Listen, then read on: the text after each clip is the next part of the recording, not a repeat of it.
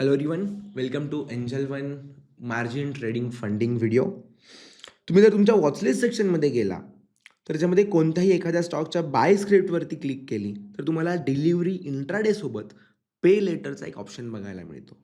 पे letter म्हणजे काय? तर मार्जिन ट्रेडिंग फंडिंग. त्याच्यामध्ये कोणताही स्टॉक डिलिव्हरीमध्ये म्हणजे काही दिवसांसाठी जर तुम्हाला विकत घ्यायचा असेल आणि तुम्हाला तिथं जर लिव्हरेज पाहिजे असेल, तर काही पैसे तुम्ही पे करायचे, काही पैसे तुम्हाला ब्रोकर फंडिंग करतो. त्या ऑप्शनला आपण पे लेटर किंवा एम-टी-एफ म्हणतो, लक्षात ठेवा. तर तुम्ही बघू शकता, जेव्हा मी एस-बी-आयचा स्टॉक विकत घेतोय, इथे जर एक स्टॉक एंटर केला, तर ॲक्चुअल त्या स्टॉकची प्राईस आहे ₹960. बट मी इथं एक स्टॉक एंटर केल्यावरती मला फक्त ₹192 पे करावे लागत आहेत, लक्षात ठेवा. ₹192 जे पे करावे लागतात, मग यातले राहिलेले जे ₹800 जे आहेत, ते ₹800 तुम्हाला ब्रोकर फंडिंग करतोय, लक्षात ठेवा. आणि जेवढं तुम्हाला फंडिंग केलं जाईल, त्याच्यावरती तुम्हाला इंटरेस्ट चार्ज केला जातो, लक्षात ठेवा. मग एस-बी-आय ह्या स्टॉकला तुम्ही पाहिजे एवढी क्वांटिटी बाय करू शकता. लेट्स एक्झाम्पल, तुम्ही जर ॲक्चुअल 10 शेअर्स विकत घ्यायला गेला, तर ॲक्चुअल तुम्ही डिलिव्हरीमध्ये 10 शेअर्स विकत घ्यायला गेला, तर तुम्हाला ₹9,000 लागणार आहेत. तुम्ही ह्या स्टॉकवरती शॉर्ट टर्म बुलिश आहात, पुढच्या 5-10 दिवसांमध्ये तुम्हाला असं वाटतंय की एक छान अपट्रेंड मुव्हमेंट येईल. त्या केसमध्ये मी लिव्हरेज करण्यासाठी पे लेटरचा यूज करतो. मग मला जिथे ₹10,000 10 शेअर्स मिळत होते, तिथेच मी ₹10,000 50 शेअर्स विकत घेऊ शकतो. 50 शेअर्स गेला बघा, सेम ₹9,600 लागत आहेत. ठीक आहे. सो दिस इज हाऊ पे लेटरमध्ये तुम्हाला एक लिव्हरेज मिळतं. बट लक्षात ठेवा, हा पर्टिक्युलर ट्रेड एक्झिक्यूट करताना जे फंडिंग तुम्हाला ब्रोकरकडून मिळतं आहे, त्याच्या अगेन्स्ट तुम्हाला काही इंटरेस्ट पे करावा लागतो. ठीक आहे. आता तुमच्यासमोर मी बघा हा पर्टिक्युलर स्टॉकची ऑर्डर एक्झिक्यूट करतो. ह्या ऑर्डरला मी एक्झिक्यूट केल्यानंतर तो पर्टिक्युलर स्टॉक माझ्या पोझिशन्समध्ये तुम्हाला बघायला मिळेल. त्याच्यामध्ये तुम्ही बघू शकता, कोणताही स्टॉक जेव्हा तुम्ही एम-टी-एफवरती विकत घेता, त्या स्टॉकच्या खाली बघा एस-बी-आय वन बाय शेअर आणि मार्जिन हा वर्ड पुढे मेन्शन केलेला आहे. म्हणजे हा स्टॉक मी एम-टी-एफवरती विकत घेतलेला आहे, हे इथे तुम्हाला बघायला मिळते, लक्षात ठेवा. ठीक आहे. सगळ्यात महत्त्वाची इंटरेस्टिंग गोष्ट काय आहे? जेव्हा तुम्ही तुमच्या होम सेक्शनवरती जाल, त्या होम सेक्शनमध्ये बघा तुम्हाला एक एम-टी-एफ हा एक ऑप्शन बघायला मिळतो. That is M-T-F dashboard. हा एम-टी-एफ डॅशबोर्ड जेव्हा तुम्ही ओपन कराल, त्याच्यामध्ये बघा कोणत्या स्टॉक्सना किती पैसे पे करायचे, आपल्या एम-टी-एफच्या पोझिशन्स कोणत्या आहेत, त्या सर्व गोष्टी इथे विजिबल आहेत.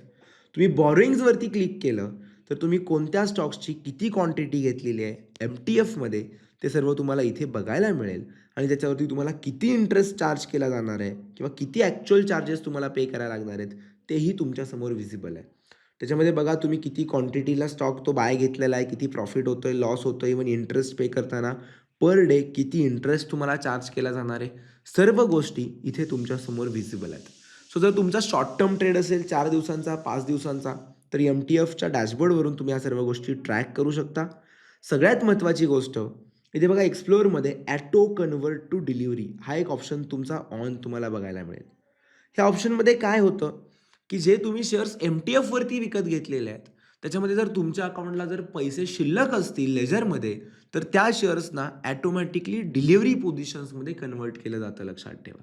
सो हा ऑप्शन तुम्हाला जर ऑन ठेवायचा, ऑलरेडी तुमचा बाय डिफॉल्ट ऑन असेल, तुम्हाला वाटत असेल तर त्या पैशांचा तुम्हाला दुसऱ्या पोझिशनसाठी यूज करायचं आहे, त्या केसमध्ये हा ऑप्शन्स तुम्ही एकदा ऑफ करून ठेवा.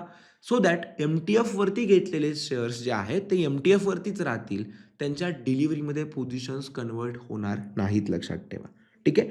सो दिस इज हाऊ हे एम-टी-एफ काम करतं. तुम्हाला खाली एक्झाम्पल पण दिलेलं आहे बघा. तुमच्याकडे जर ₹25,000 स्वतःचे असतील, तर ब्रोकर तुम्हाला ₹1,00,000चं फंडिंग करेल आणि पूर्ण 1,25,000ची तुम्हाला पोझिशन्स तिथं इनिशिएट करता येईल. सगळ्यात महत्त्वाची गोष्ट, एम-टी-एफमध्ये ट्रेडिंग करताना जेव्हा तुम्ही एम-टी-एफवरती पोझिशन्स घेता, लक्षात घ्या, त्या सर्व ट्रेड्सची सेटलमेंट ही मार्क टू मार्केट असते. म्हणजे डेली बेसिसवरती जर तुमच्या एम-टी-एफमध्ये जर तुम्हाला काही लॉसेस व्हायला लागले, तर तेवढे पैसे तुमच्या मार्जिनमध्ये, लेजरमध्ये ब्लॉक केले जातात, लक्षात ठेवा. तुम्ही जर इथं व्यवस्थित चेक केलं, तर बघा मार्जिन फॉर प्लेस तुम्हाला बघायला मिळेल. ठीक आहे. आणि याच्यामध्ये बघा एम-टी-एफचा इंटरेस्टसुद्धा तुमचा ब्लॉक करून ठेवला जाईल. सो जेव्हा तुम्ही जेही काही त्याच्यामध्ये ट्रेडिंग करत असाल किंवा जर तुम्ही त्याच्यामध्ये ट्रान्झॅक्शन हिस्ट्री चेक केली आणि त्याचं जर तुम्ही स्टेटमेंट चेक केलं, तर तुम्ही बघू शकता डेली बेसिसवरती तुमच्या जे एम-टी-एफच्या पोझिशन्स आहेत, जेही स्टॉक तुम्ही एम-टी-एफमध्ये विकत घेतलेले आहेत, जेही स्टॉक्स एम-टी-एफमध्ये ट्रेड केलेले आहेत, त्या स्टॉक्समध्ये जर तुम्हाला ₹2,000-3,000 लॉस होत असेल, तर तेवढे पैसे तुमच्या MTF लेजरमध्ये काय केले जातात रे, तर ब्लॉक केले जातात. लक्षात ठेवा. इथे बघा तुम्हाला MTFचा एक फिल्टर आहे. सो डेली बेसिसवरती जर स्टॉक्स ते पडले तर तेवढं मायनस केलं जाईल. स्टॉक्स जर ते वाढले तर ते पैसे लगेच ॲड करून दिले जातात. लक्षात ठेवा.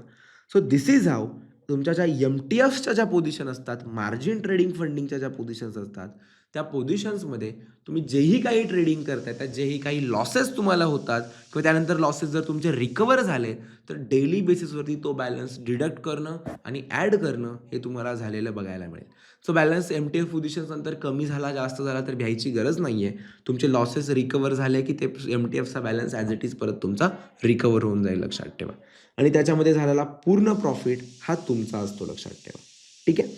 होप सो MTF ट्रेड्सची पूर्ण क्लॅरिटी तुम्हाला मिळाली असेल. हे ट्रेड्स तुमचे नेक्स्ट डेपासून तुमच्या पोर्टफोलिओ सेक्शनमध्ये शिफ्ट होतात. लक्षात ठेवा. ठीक आहे.